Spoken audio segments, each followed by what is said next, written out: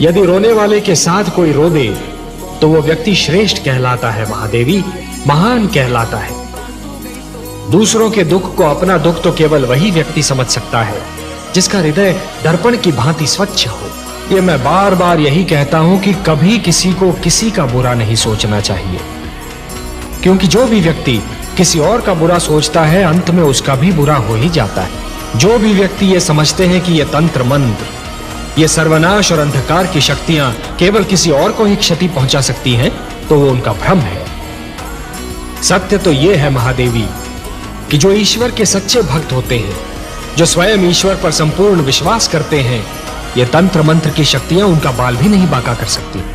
इस प्रकार द्वेष और घृणा का मारा व्यक्ति पड़ोसी के घर को जलते हुए देख ये भूल जाता है कि उसी अग्नि की लपटें स्वयं उसका घर भी जला सकती हैं। उसी प्रकार जो व्यक्ति तंत्र मंत्र में विश्वास करता है वो ये भूल जाता है कि यही तंत्र मंत्र की शक्तियां स्वयं उसका भी सर्वनाश कर सकती हैं। सत्य तो ये है महादेवी कि स्वयं मैं अपने भक्तों के वश में हूं। अपने प्रेम से, अपने विश्वास से, अपनी भक्ति से और अपनी श्रद्धा से मेरे सारे भक्त बार बार मुझे उनकी सहायता करने के लिए विवश करते रहे हैं और करते रहेंगे। और मुझे अपनी इस विवशता पर कितनी प्रसन्नता होती है, इसका मैं क्या वर्णन करूं महादेवी, इसका मैं क्या वर्णन करूं महादेवी।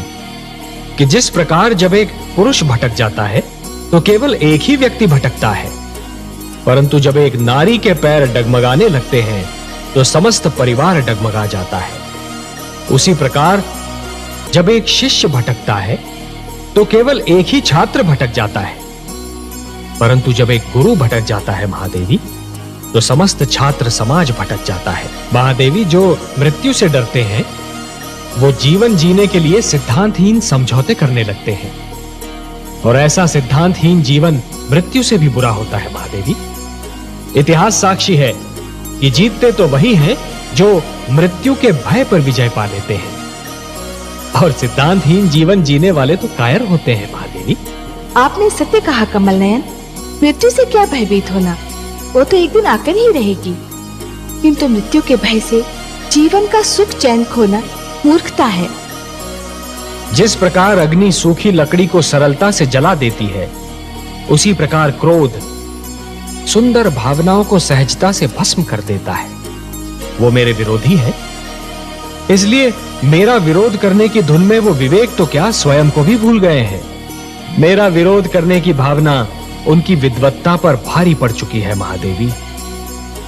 और अब दैत्य गुरु शुक्राचार्य